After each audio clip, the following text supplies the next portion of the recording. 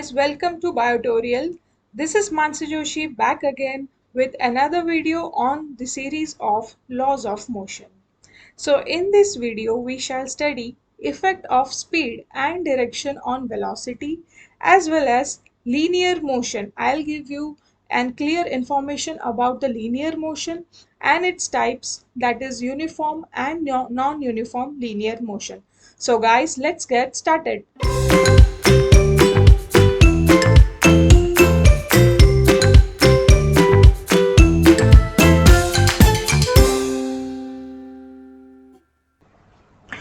So, effect of speed and direction on velocity.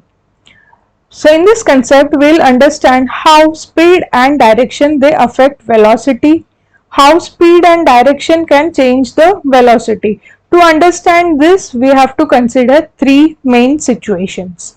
So, first of all, imagine that you are going somewhere on a bicycle or any vehicle. So, you are going at your home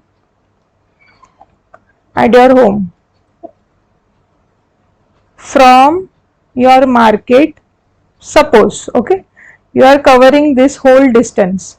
So this route, it's not necessary that this route is always nice. Okay, there are certain speed breakers as you can see in this adjoining figure, and speed breakers, they tend to break your speed, and that is why your speed becomes slow. Or sometimes it's possible that the roads are not that good, so there are many rocks or puddles in the between, and that is why you have to carry your vehicle very much slowly, and that is why your speed also becomes slow. So these two reasons can affect your speed. So in this first situation, we are changing our speed while we keep the direction same. Okay, we are changing the speed but we are keeping the direction same. So here the direction of the road, here where you are going from your market to the home, the direction is straight. There are no other direction, it's just a simple straight road, but there are many speed breakers or the road is not good, and that is why what happens is that your speed that is been changing. So if I write formula for velocity, it is displacement upon time. By this, what do we get to understand? That velocity is always calculated by considering displacement. Okay, considering displacement with respect to time. Okay, so displacement is always the distance between your initial point, let this be initial point, you were in market, that is the initial point, and going home. Home is your destination, right? So this is your final point. So this is displacement, the distance between initial point and final point. But this distance is covered in certain period of time. So here if the speed is getting slower, then again faster, then again slower due to certain reasons, then your time changes. Okay, you might take a little long to reach your destination, which is home. So here we can say because of change in the time, your velocity also changes. Okay, so moving on to the next situation. So in next situation, here we are changing the direction, okay, but we are keeping the speed same. So here you can see this is a road which has a zigzag pattern. Okay, there are little turns on this road, many turns, not little but many turns, but you are keeping your speed same and you are moving through this road. Okay, and also changing the direction. So you are changing direction but keeping the speed same. So according to the velocity formula, again you are changing your time. How? Because suppose you had a straight road, then you never had to change your direction here. But now here you have a road with so many turns. So you are taking a little longer route to reach your home. Okay.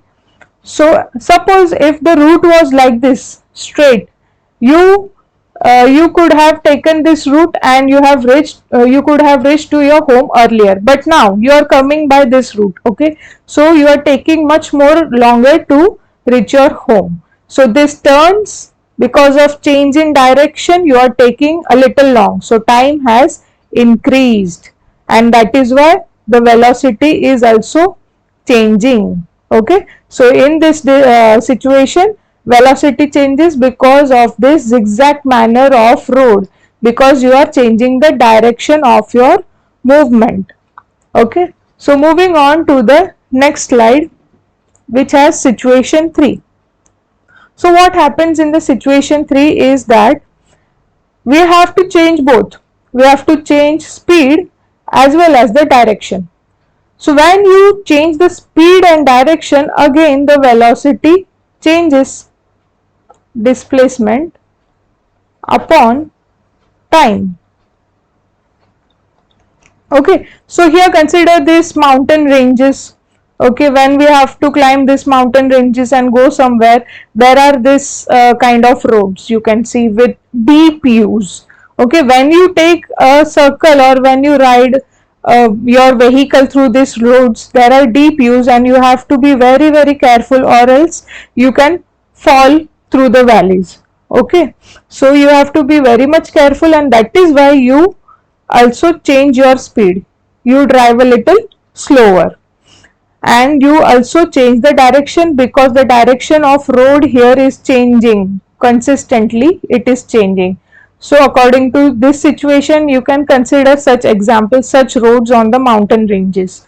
So here you are changing speed, you are also changing the direction, and that is why you are changing the time. And if time is changed, again the velocity changes. So here we can say in both, not just both, but 3 of the situations, they have capability of changing the velocity. It can be whether it is speed which is been changing, it can change the velocity. If it is just direction which is changing, then it can change the velocity. If it is both, that is, if speed as well as direction is changing, then also they are capable of changing the velocity. Okay, so moving on to the further topic, which is linear motion. So linear motion is said to be one dimensional motion along the straight line. Now we know what is linear. Okay, linear is always in the straight line. Okay, it is always in the straight line. So whatever motion which is done in the straight line, it is known as linear motion. And one more thing, that linear motion is said to be one dimensional motion. Why? Because it just needs a single axis to determine the direction of motion. Okay, that can be x-axis or that can be y-axis. Okay, so any single direction is needed. Why? Because this motion is always in a straight line. Okay, now moving on to the types of linear motion that we can consider. So what are the types? We have uniform and non-uniform linear motion. So let's move on to the uniform first. An object or a body that covers equal distance in equal time interval, that is known as uniform. Okay, equal distance is covered in equal interval of time. Whereas if we consider non-uniform, then unequal distance is covered in equal interval of time. So interval of time remains same, but here the equal distance is covered, and in non-uniform unequal distance is covered. Now to explain this, I have taken this example. Okay, this is a road. Okay, and this is the time scale. Time scale, it is in minutes. Okay, Now we have person A, let's say A. Okay, that person is starting from 0 minutes. From here he has started running. Okay, through this road he has started running, and as soon as he completes 1 minute, he completes 10 meters, and in another minute, that is after 2 minutes, he has completed total 20 meters, and then 30, 40, 50 and so on. Okay, so we can see here that in every single minute, as the single minute has passed, this person has covered 10 meters in every single minute. Okay, so we can say he has covered equal distance. Okay, equal distance in equal interval of time. In every 1 minute he has covered 10 meters. Okay, so he has covered 10 meters per 1 minute. But now let us take another example. There is certain person named B. He has started his running from 0.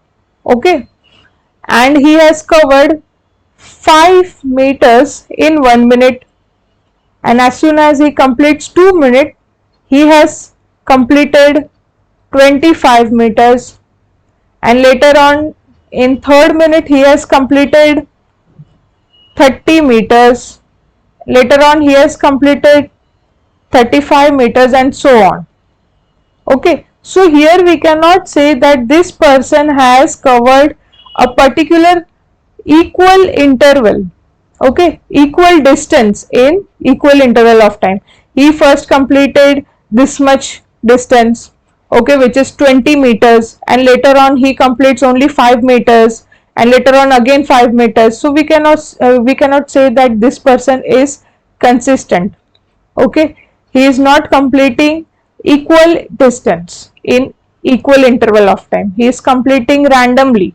Okay, sometimes 5 meters, sometimes 20 meters, again 5 meters and so on. So he is making non-uniform linear motion. Okay, this is non-uniform. Whereas in the first case, he was completing 10 meters only per minute. So he is doing uniform linear motion. Okay, understood? So that's it, guys.